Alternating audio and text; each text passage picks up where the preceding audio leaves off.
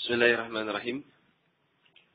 Innal hamdalillah nahmaduhu wa nasta'inuhu wa nastaghfiruh wa na'udzu billahi min shururi anfusina wa min sayyiati a'malina. May yahdihillahu fala mudilla lahu wa may yudlilhu fala hadiya lahu. Ashhadu an la ilaha illallah wahdahu la syarika lah wa ashhadu anna Muhammadan 'abduhu wa rasuluh sallallahu alaihi wa ala alihi wa ashabihi wa tabi'in wa tabi'i tabi'in wa man tabi'ahum bi ihsan ila yaumiddin amma ba'd. Ikhwani fillah rahimani wa rahimakumullah jami'an. Kita lanjutkan pembacaan kitab Riyadhus Shalihin sampai kepada bab yang baru, yaitu kitab Adabit Ta'am. Kitab tentang adab-adab di dalam memakan.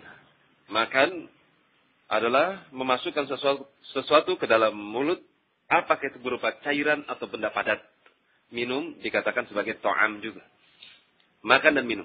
Jadi adab, makan dan minum. Beliau katakan bab at-tasmiyatu fi awwalihi walhamdu fi akhirihi. Tasmiyah, mengucapkan nama Allah fi awwalihi, di awal ketika dia menyuap makanan, walhamdu fi akhirih, dan mengucapkan alhamdulillah pada akhir dia selesai memakan. Qala rahimahullah wa an Umar ibn Abi Salamah. Umar ibn Abi Salamah, semoga Allah meridai keduanya. Beliau adalah putranya Abu Salamah. Putranya Abu Salamah dan putrinya atau putra daripada sang ibu Ummu Salamah. Berarti siapanya Nabi? Qala li Rasulullah. Umar bin Abi Salamah berkata kepada saya. Rasulullah berkata kepada saya. Umar bin Abi Salamah adalah putranya Abu Salamah. Abu Salamah punya istri namanya Ummu Salamah. Berarti Umar bin Abi Salamah ada hubungan apa dengan Nabi? Apa hubungannya? Di sini bertemu dengan Rasulullah. Qala li Rasulullah. Rasulullah berkata kepada saya. Umar bin Abi Salamah ini anak kecil. Anak kecil. Belum balik. Berjumpa dengan Nabi di sini. Nabi mengajarkan kepada Umar bin Abi Salamah. Siapanya Nabi? Hah? Siapanya?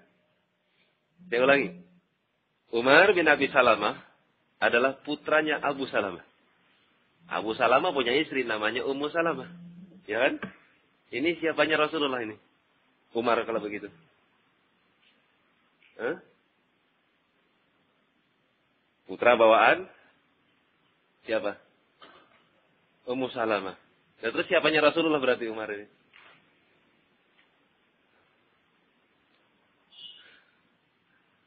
Baik, Abu Salamah meninggal. Ya kan? Abu Salamah meninggal. Kemudian disolati oleh Rasul alaihissalatu wassalam, didoakan dengan doa yang akan kita baca insyaallah nanti bab tentang jenazah. Didoakan panjang lebar sampai-sampai ada seorang sahabat berkhayal, seandainya akulah mayit tersebut. Menginginkan kalau sayalah mayit tersebut. Karena doanya sangat indah. Ditujukan untuk Abu Salamah. Ketika Abu Salamah wafat, maka Rasulullah mengajarkan satu hadis kepada Ummu Salamah. Itu untuk mengucapkan istirja, kemudian berdoa, Allahumma awidni, atau Allahumma khlufli, atau Allahumma ajirni fi musibati hadha wa khlufli khairan minha. Ya Allah, berikanlah pahala atas musibah yang menimpa pada diriku ini, dan gantilah untukku yang lebih baik daripada musibah yang telah menimpa saya. Yakin dengan sabda Nabi. Akan tapi beliau berpikir, Abu Salamah orang yang tampan, Abu Salamah orang yang berkecukupan. Abu Salamah seorang yang lembut. Baik kepada putranya, baik kepada istrinya. Lantas siapa yang lebih baik daripada Abu Salamah? Dipinang Abu Bakar ditolak. Ummu Salamah ditolak sama Ummu Salamah. Abu Bakar ditolak dengan baik-baik. Ternyata Rasulullah alaihissalatu wassalam meminang Ummu Salamah. Maka inilah buah dari keyakinan wa khluf li khairan minha. Ya Allah, gantikanlah yang lebih baik daripada musibah yang telah menimpaku. Musibah yang menimpa Ummu Salamah, ditinggalkan suami tercinta, Abu Salamah. Kemudian Ummu Salamah meminta agar Allah menggantikan yang lebih baik. Yang lebih baik daripada Abu Salamah ternyata Rasulullah sallallahu alaihi wasallam. Berarti Umar ini siapa? Putra anak tiri Robib. Anak tirinya Rasulullah alaihi wasallam. Dan anak tiri itu menisbatkan kepada bapaknya, bukan kepada bapak tirinya, tapi kepada bapak kandungnya. Sebagaimana Umar di sini. Tidak dikatakan Umar ibn Muhammad, tapi dikatakan Umar ibn Abi Salamah radhiyallahu taala anhuma. Sebab itu Allah Subhanahu wa taala berfirman, "Ud'uuhum li'abaihim." Panggillah mereka dengan menisbatkan kepada bapak-bapak mereka. Fa illam ta'lamu, kalau kalian tidak kenal siapakah bapak-bapaknya, fa ikhwanukum fid din aw mawalikum, maka panggillah dia sebagaimana saudara kalian saling bersaudara. Ya fulan, akhi fulan, aw mawalikum atau maula fulan. Jangan kamu katakan dia anak si fulan sementara fulan bukan bapaknya. Jelas ya? Tidak boleh. Demikian pula ketika warisan, kalau dia anak yang sudah masuk usia pernikahan, dalam artian anak tiri, maka dia dapat warisan. Tapi kalau cuma anak angkat, maka dia tidak mendapatkan warisan. Anak angkat tidak mendapatkan warisan. Karena Allah batalkan. Sebagaimana Allah firmankan tentang Zaid ibn Harithah radhiyallahu ta'ala anhu. Wa ulul arham awla bi ba'din. Dan mereka orang-orang yang punya hubungan tali rahim, mereka aula. Aula minal mu'minin wal muhajirin. Walul arhami ba'duhum aula bi ba'dim minal mu'minin wal muhajirin. Mereka orang-orang yang punya hubungan tali rahim, mereka lebih berhak. Sebagian yang satu dengan sebagian yang lain daripada kalangan kaum mukminin atau muhajirin. Apa maksudnya? Mereka anak-anak angkat tidak mendapatkan waris. Yang mendapatkan waris adalah garis keturunan rahim. Ila an taf'alu ila awliyaikum ma'rufan, kecuali kalau kalian melakukan perbuatan baik kepada mereka dengan ma'ruf, yaitu memberi sepertiga wasiat. Wal sepertiga. Yang paling afdal al-khumus, sebagaimana dikatakan oleh Ibnu Utsaimin rahimahullahu taala. Di sini ada beberapa nama. Umar bin Abi Salamah, ada Amr bin Salamah Ibn Qais Al-Jarmi. Ini sahabat juga. Namanya Umar atau Amr. Amr bin Salamah. Kalau sini Umar bin Abi Salamah. Jangan ketukar. Kalau Umar bin Salamah, beliau adalah seorang sahabat yang kecil. Sama sahabat kecil, akan tapi pada usia 7 tahun, sudah memiliki hafalan Al-Quran Al-Karim. Dan memimpin sholat manusia. Sahabat-sahabat kibar di belakangnya, sementara Umar bin Salamah Al-Jarmi, beliau mengimaminya. Usia 7 tahun. Pengajaran dari Rasulullah SAW kepada Umar bin Abi Salamah yaitu tentang masalah makan. Samillah wa kul biyaminik. Ucapkanlah oleh engkau nama Allah. Kemudian wa kul biyaminik. Kemudian makanlah dengan tangan kananmu. Wa kul mimma yalik. Kemudian makanlah apa-apa yang ada di hadapanmu, yang di dekatmu. Muttafaqun alaih. Hadis ini dikeluarkan oleh Imam Bukhari dan juga Imam Muslim rahimahullahu taala. Dari ucapan Rasul alaihi salatu wassalam bisa dipetik beberapa faedah. Di antaranya 3 perkara. Adab yang paling pertama ketika makan adalah mengucapkan nama Allah subhanahu wa ta'ala. Dan para ulama mereka khilaf apakah misalnya di satu sebuah majelis, apakah cukup mereka rame-rame mengucapkan bismillah, dijaharkan, ini mencukupi untuk semuanya, atau masing-masing mengucapkan bismillah. Maka kata Ibnu Utsaimin rahimahullahu taala yang tepat adalah masing-masing mengucapkan bismillah, tidak mencukupi. Meskipun ada sebagian ulama mengatakan kalau mengucapkan dengan jahar satu majelis bismillah itu mencukupan untuk bismillah ala jami'. Bismillah untuk semuanya. Sebagai mereka para ulama memberikan keringanan bahwasanya hal tersebut cukup. Akan tapi tetap yang paling afdal adalah keluar daripada khilaf. Bagaimana keluar daripada khilaf? Masing-masing mengucapkan bismillah. Selamat dari khilaf. Dan ini adalah perkara yang wajib. Yang paling kuat adalah wajib mengucapkan bismillah. Karena ada celaan di dalamnya. Bagi orang-orang yang mereka tidak mengucapkan bismillah. Wa kul biyamini, kemudian yang kedua, yaitu wajib seorang memakan dengan tangan kanannya. Kul biyaminik, makanlah dengan tangan kananmu. Wa kul mimma yalik, kemudian makanlah dengan apa yang ada di hadapanmu. Karena biasanya anak kecil, tangannya kemana-mana. Kadang yang ada di hadapan orang tuanya diambil. Maka Nabi SAW mengarahkan. Mulai sejak dini diajarkan bagaimana adab, bagaimana akhlak dalam kesehariannya. Maka tapi kata mereka para ulama, kalau makanan yang dihidangkan adalah makanan-makanan yang jenisnya beraneka ragam. Ada makanan-makanan yang asin, ada yang manis, ada yang asam. Apakah boleh dia mengambil makanan yang jauh? Maka jawabannya boleh. Jaiz. Karena alasannya makanan tersebut bermacam-macam.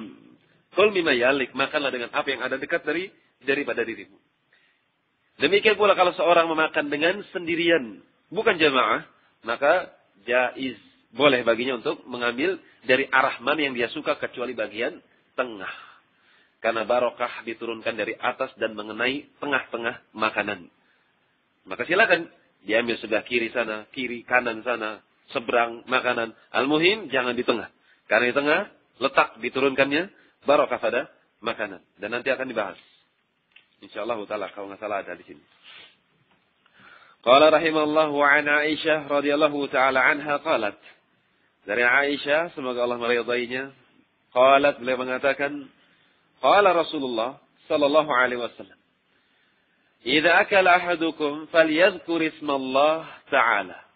Apabila salah seorang di antara kalian memakan apapun itu, falyadhkur ismallah ta'ala, maka hendaknya dia memakan dengan mengucapkan nama Allah yang Maha Tinggi. Hukum asal perintah adalah wajib. Fa in nasiya ayyadhkur ismallah, apabila salah seorang di antara kalian lupa ayyadhkur ismallah, untuk menyebut nama Allah Ta'ala fi awalih, pada suapan yang pertama kali dia suap, di tengah-tengah makan baru ingat.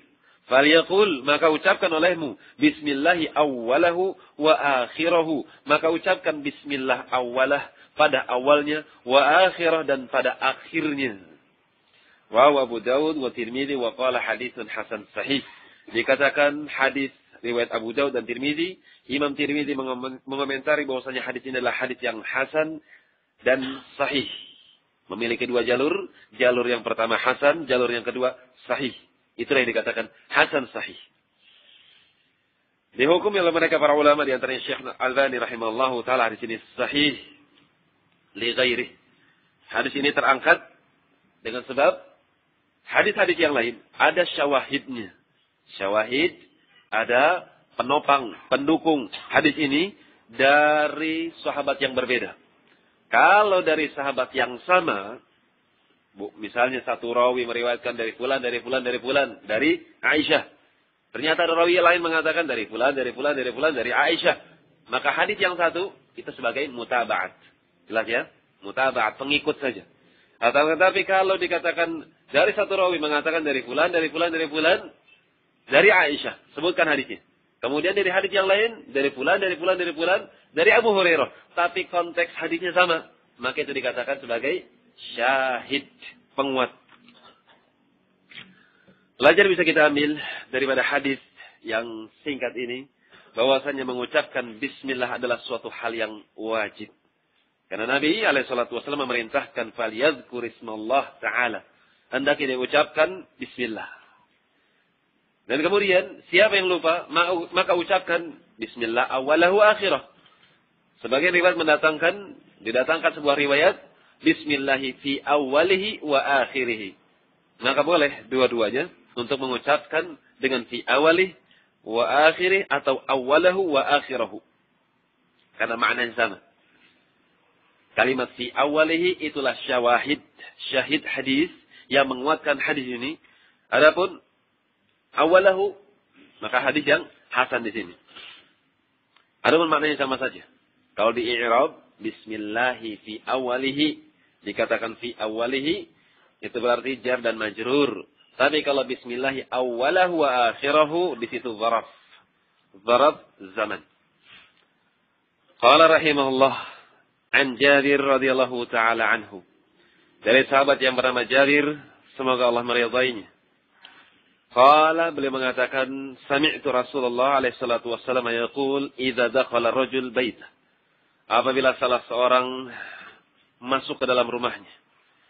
Fa dzakara Allah taala inda dukhulih. Kemudian dia sebut nama Allah Subhanahu wa taala ketika dia masuk dengan ucapan bismillah. Wa inda ta'amih, demikian pula ketika dia makan, dia memasukkan makanan ke dalam mulutnya dengan ucapan bismillah. Qala syaitan li ashabih, maka syaitan akan berkata kepada teman-temannya, la mabita lakum wala asya. Kalian tidak dapat tempat tinggal.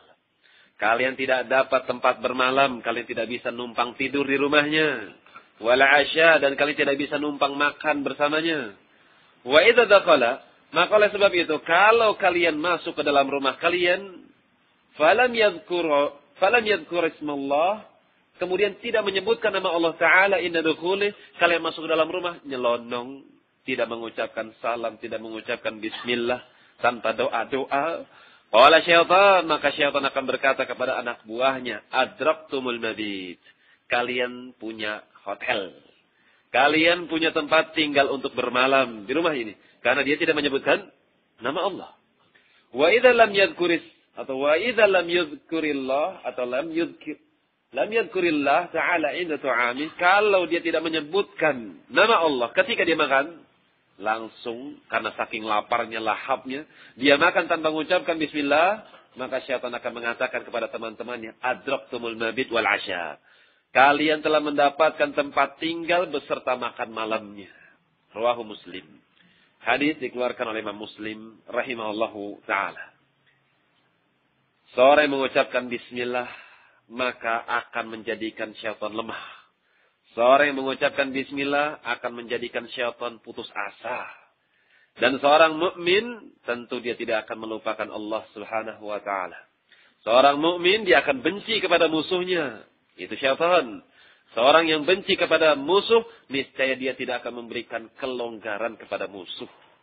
Inna syaitana aduwwun lakum fattakhidhu aduwan.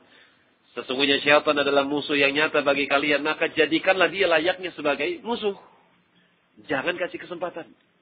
Jangan kasih peluang untuk melalaikan kalian daripada zikrullah.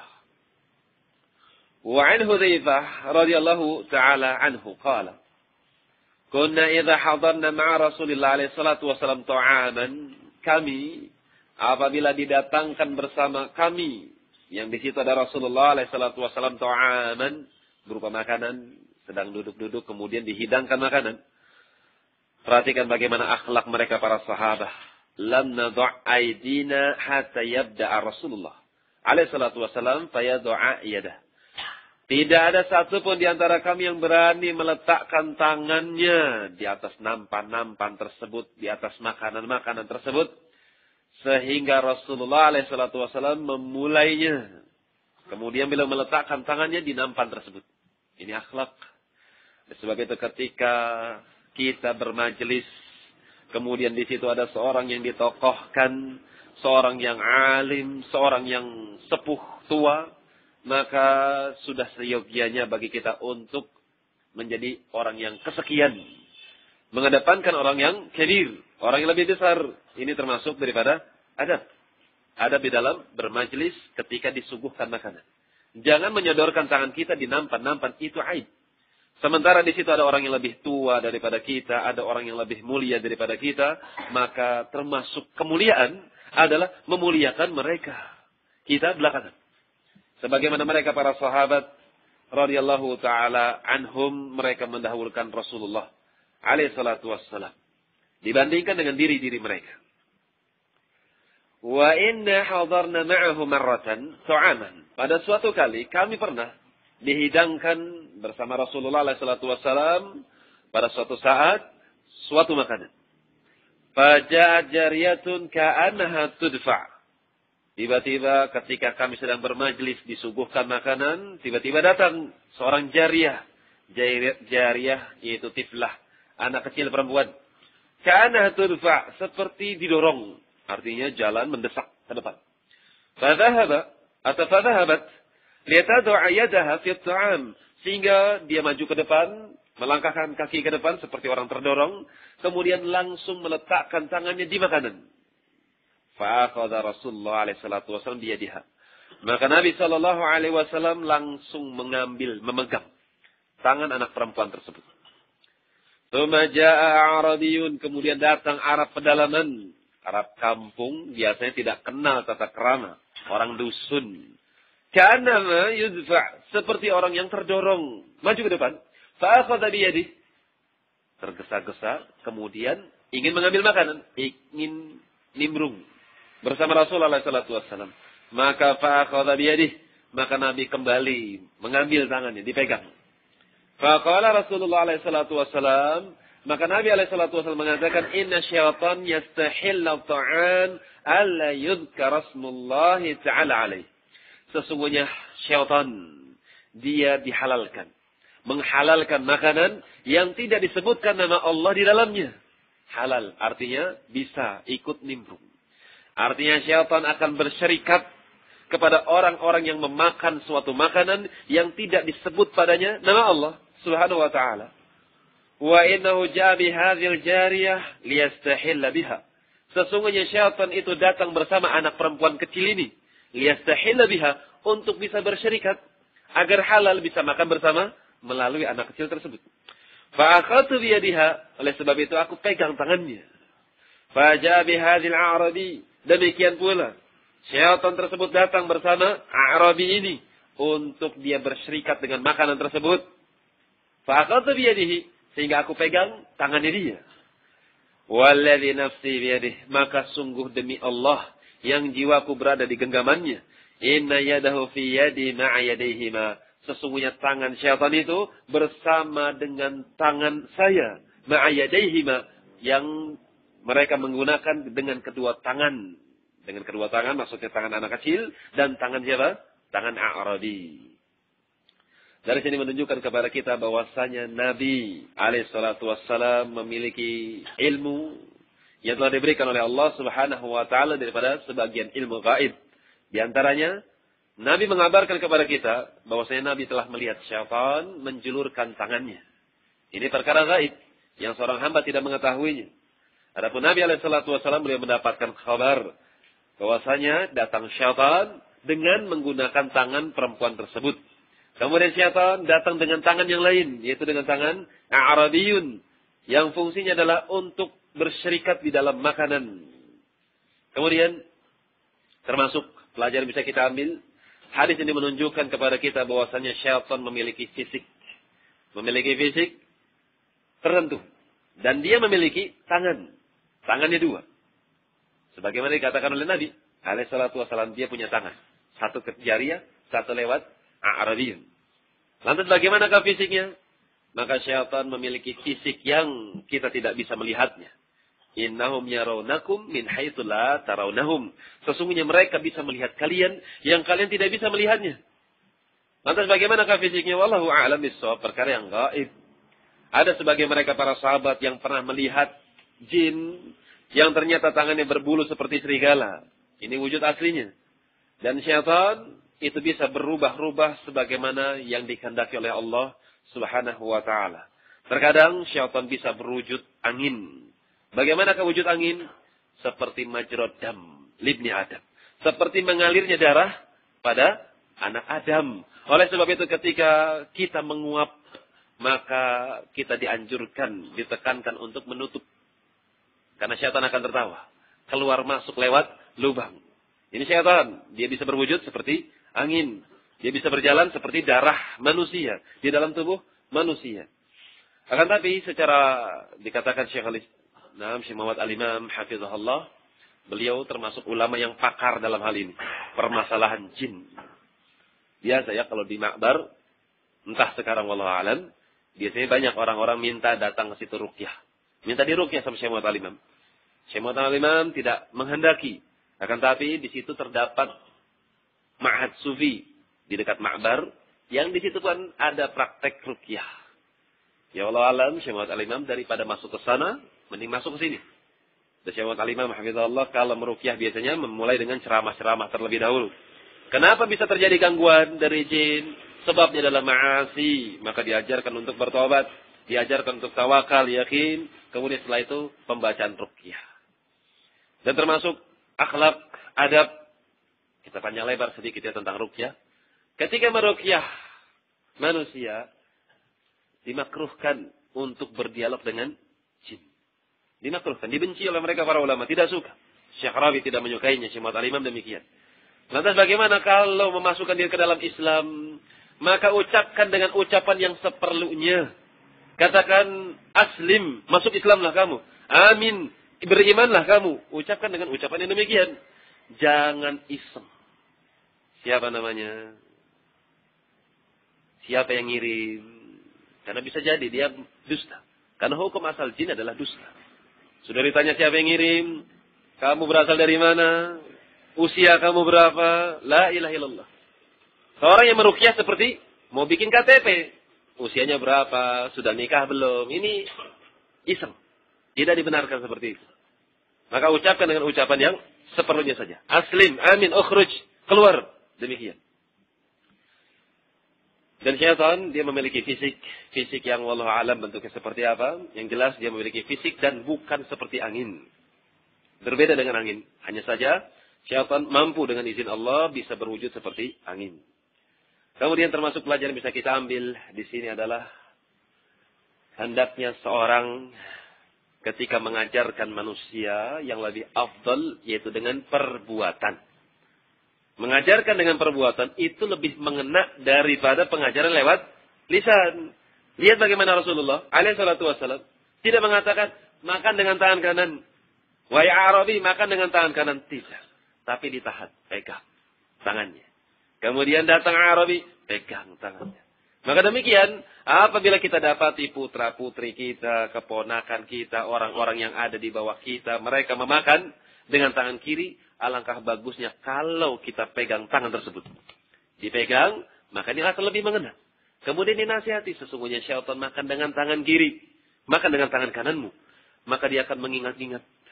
Saya dahulu pernah dilarang oleh om saya, oleh bapak saya, oleh ibu saya, ketika mau makan dengan tangan kiri. Karena dengan perbuatan. Itu lebih mengena dibandingkan dengan lisan. Jangan makan dengan tangan kiri. Lain halnya dengan perbuatan. Itu lebih mengena. Sebagaimana perbuatan Rasul alaihi salatu wassalam. Tsumma dzakara asmallahi ta'ala wa akala. Kemudian kata Hudzaifah ibn al-Yaman, maka mereka semua mengucapkan nama Allah. Bismillah wa akala. Dan akhirnya mereka memakan. Rawahu Muslim. Hadis ini dikeluarkan oleh Imam Muslim rahimahullahu ta'ala. Pelajaran bisa kita ambil dari hadis tersebut juga, yaitu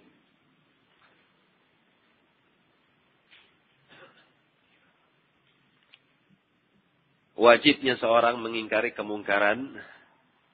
Akan tapi, bagi siapa yang punya ilmu terhadapnya.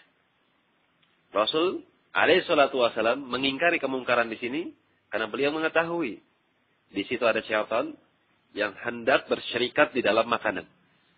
Diajarkan dengan tangan kanan, kemudian ucapkan bismillah.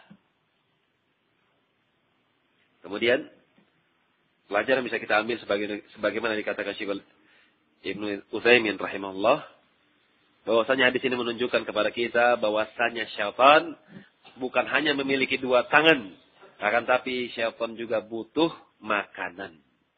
Dia memakan. Dan ini menunjukkan akan kelemahannya. Dia tidak kuat sebagaimana Allah Subhanahu wa taala. Allah Subhanahu wa taala tidak butuh makanan karena dia Maha sempurna. Adapun makhluk mereka memiliki kebutuhan di antaranya makanan. Qala rahimallahu wa an Umayyah ibn Makhshi as-sahabi radhiyallahu ta'ala anhu qala kana Rasulullah alaihi salatu wasallam jalisan, pada suatu saat Rasulullah pernah duduk. Wa rajulun yaqulu falam yusammillah. Kemudian tiba-tiba di situ ada orang yang sedang memakan, tapi tidak mengucapkan nama Allah. Hatta lam yabqa min ta'amihi illa luqmatan. Atau illa luqmatun. Sampai sehingga tidak lagi tersisa makanannya kecuali tinggal satu suap saja.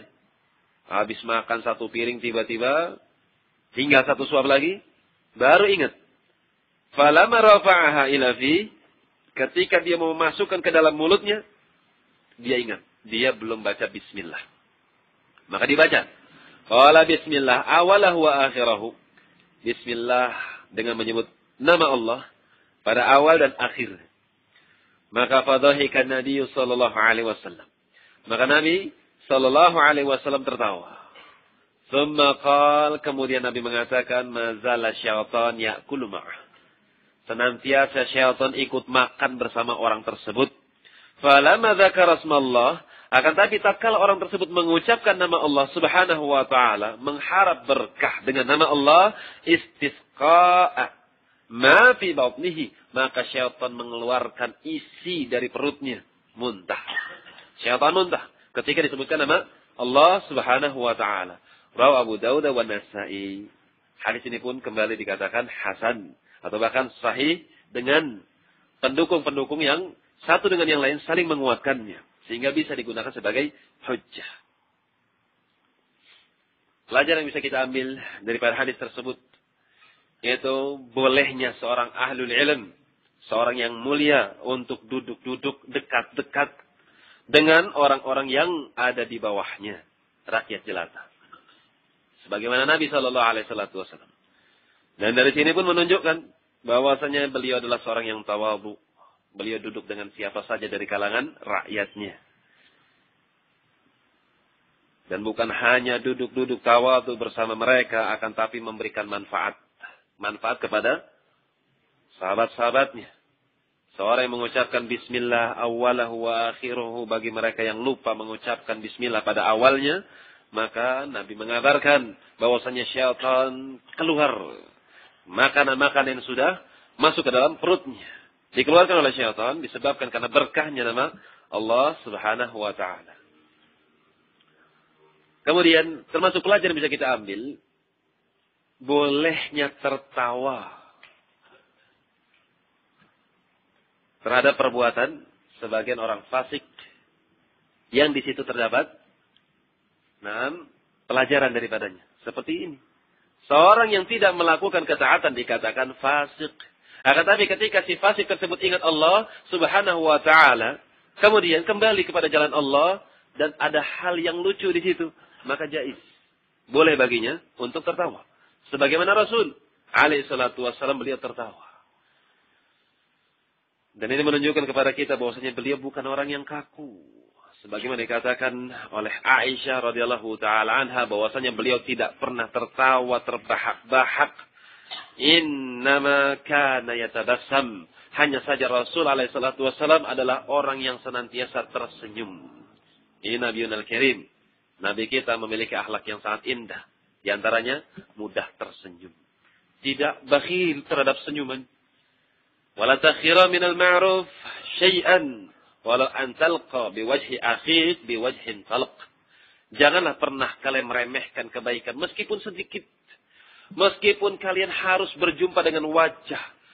Berjumpa dengan temanmu dengan menunjukkan wajah yang talq, wajah yang berseri-seri, senyum, senyum sedekah.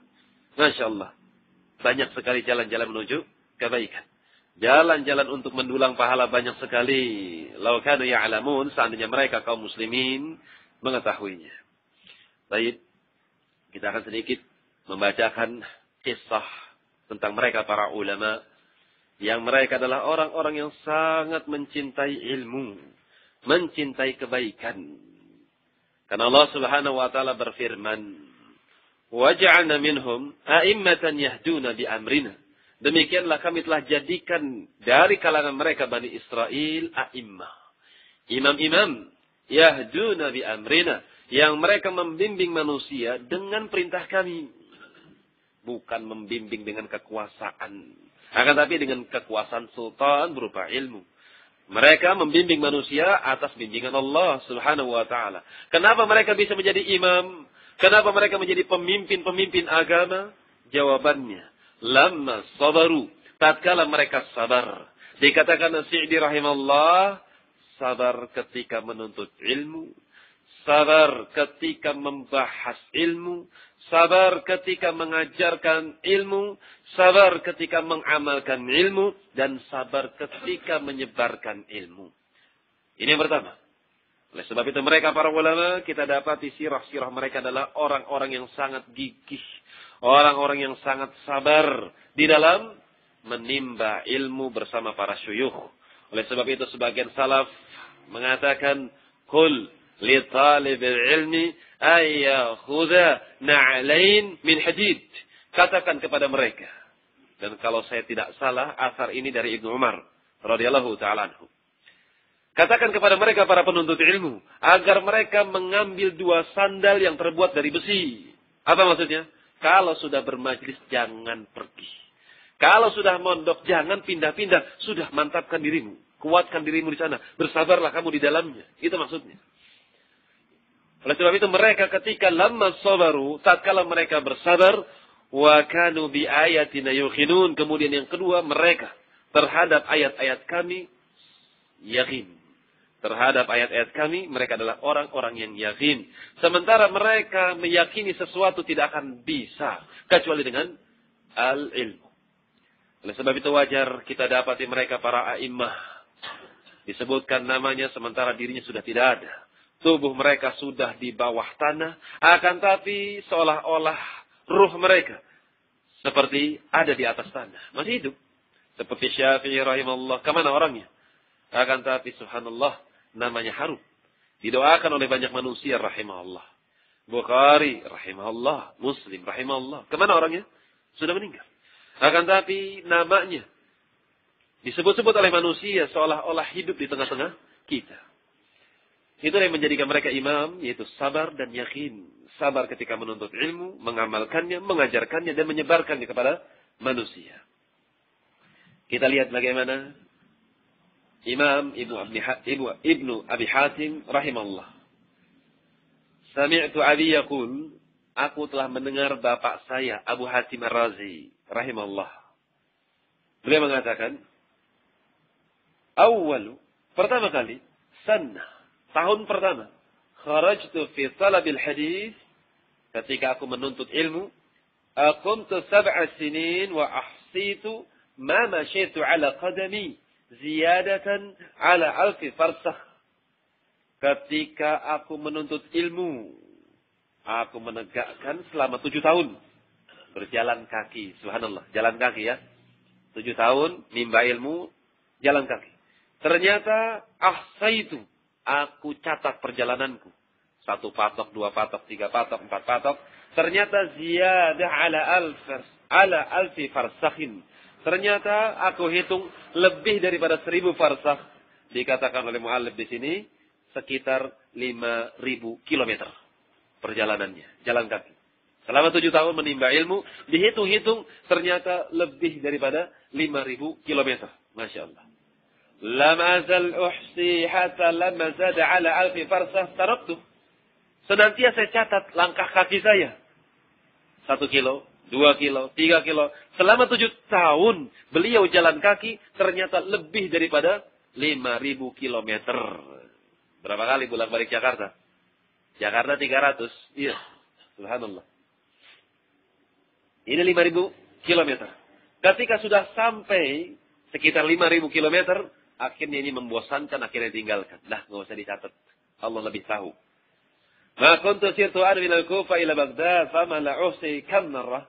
Kemudian saya berangkat dari Kufa menuju Baghdad dan saya nggak tahu. Karena nggak saya catat berapa kali saya bolak-balik dari Baghdad menuju Kufa. Dari Kufa kembali kepada Baghdad. Wa min Makkah ila Madinah marratan katsirah. Demikian pula dari Makkah ke Madinah. Makkah ke Madinah. Kharaja min al-Bahrain min qabli Madinah salat ila Misr. Masyian. Masya Allah. Beliau dari Bahrain menuju Madinah. Kemudian ke Mesir. Masyian. Jalan kaki. Wa minar Misr ila Ramlah masyian, dari Mesir menuju Ramlah, jalan kaki. Wa minar Ramlah ila Baitul Maqdis, dari Ramlah menuju Baitul Maqdis, jalan kaki. Wa minar Ramlah ila Asqalan, wa minar Ramlah ila Tabariyah, disebutkan kota-kotanya, kemudian dikatakan oleh beliau, kullu dzalika masyian. Disebutkan dari Baitul Maqdis ke Ramlah, ke Asqalan, kemudian ke Tabariyah, dari Tabariyah ke Damaskus, dari Damaskus ke Hims, dari Hims ke Antakya, dari Antakya ke Tursus, kemudian kembali lagi ke Hims. Beliau katakan, kullu dzalika masyian. Semua itu saya lakukan jalan kaki. Masya Allah. Haula ulama'una. Demikianlah para ulama kita. Orang-orang yang gigih di dalam menuntut al-ilm. Dikatakan Yahya bin Ma'in, kharajtu ila sana wa ana Ahmad ibn Hanbal. Saya keluar rehlah menuntut ilmu menuju San'a, Yaman. Saya dan juga Ahmad ibn Hanbal rahimallahu taala. Yahya bin Ma'in dan juga Ahmad ibn Hanbal adalah dua akran, dua sejoli ikhwan. Dan dianjurkan bagi kita oleh mereka para ulama untuk mencari akran, mencari kerabat-kerabat terdekat, bukan hanya asik gosip. Fulan kada, bicara-bicara fitnah. La. Mereka menjadi akran untuk muzakaratul hadis. Saling tukar pikiran, mengingatkan tentang hadis. Seperti Ahmad ibn Hanbal dengan Waqi', gurunya Syafi'i, ketika muzakarah dari Isya sampai subuh. Demikian pula Abdullah bin Mubarak ketika sudah mudzakarah bersama temannya sampai datang muadzin. As-salatu khairu minan naum. Itu mereka. Demikian pula Yahya bin Ma'in rahimahullah, teman akrannya adalah Ahmad ibn Hanbal rahimahullahu taala. Yang disebutkan bahwasanya Yahya bin Ma'in hafal hadis sekitar 700.000 hadis dengan sanad. Ini Yahya ibn Ma'in rahimahullahu taala. Adapun Ahmad ibn Hanbal rahimahullah alfun wa alfin. Beliau hafal hadis dengan sanadnya 1000 dan 1000. 1000 nolnya 3, tambah lagi 1000 nolnya 3. Berarti berapa? 1 juta hadis illa wahidan, kecuali 1. Berarti apa? Angka 9 semua. Masya Allah. 999.999. Subhanallah. Ini Imam Ahmad rahimahullahu taala. Beliau 1 juta kurang 1 hadis. Akan tapi barakallahu fiikum, disebutkan oleh Imam Zahabi rahimahullah dalam kitab Siyar A'lamin Nubala, bagaimanakah akhlak Ahmad ibn Hanbal? Masya Allah. Yahya bin Ma'in pernah mengatakan, sahibtu ana wa Ahmad. Saya pernah menemani, saya bersahabat dengan Ahmad ibn Hanbal 50 sanatan, selama 50 tahun. Perhatikan. Teman mondok, mundar-mandir ke rumah syekh-syekh para ulama. Sufyan bin Uyainah di Mekah, Syafi'i di Mekah, kadang di Baghdad. Kemudian mendatangi para ulama yang lain seperti Abdul Razak yang ada di San'a, yang ada di Yaman, selama 50 tahun ya ikhwan. Enggak setahun, 2 tahun, 3 tahun, 10 tahun, 20 tahun berteman. 50 tahun kata Yahya bin Ma'in, dari kecil sampai tua. Apa kata Yahya bin Ma'in? Ma yafkharu ahadan. Tidak pernah membanggakan, tidak pernah melecehkan, tidak pernah meremehkan siapapun. Tidak pernah mendengarkan selama 50 tahun, padahal hadisnya 1 juta kurang 1. Tidak pernah meremehkan seorang pun dalam bidang ilmu. Subhanallah. Lisannya terjaga, tidak kotor, tidak asal bicara, tidak gampang meremehkan saudaranya. Inilah akhlak seorang ulama. Oleh sebab itu ya ikhwan, kita bisa saja di sini berbanyak-banyak hafalan. Hafal Quran, hafal Muslim, hafal Bukhari, Riyadhus Shalihin, Arba'in Nawawi, mungkin bisa saja. Tapi untuk pengamalan hadis belum tentu ya ikhwan. Kita harus melihat bagaimana sosok seorang ulama. Ketika ulama tersebut dicela, ketika ulama tersebut dijatuhkan, bagaimanakah akhlaknya ulama? Apakah membalas kejelekan dengan kejelekan? La, dengan sabar. Bahkan dengan doa, aslahahullah, semoga Allah memperbaiki keadaannya. Demikian.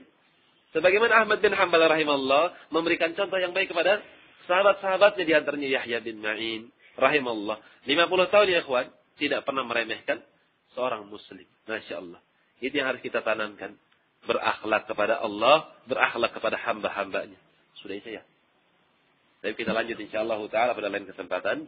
Wa akhiru da'wana alhamdulillahi rabbil alamin. Subhanakallahumma rabbana wa bihamdik, asyhadu an la ilaha illa anta astaghfiruka wa atubu ilaik. Tafadhalu barakallahu fiikum.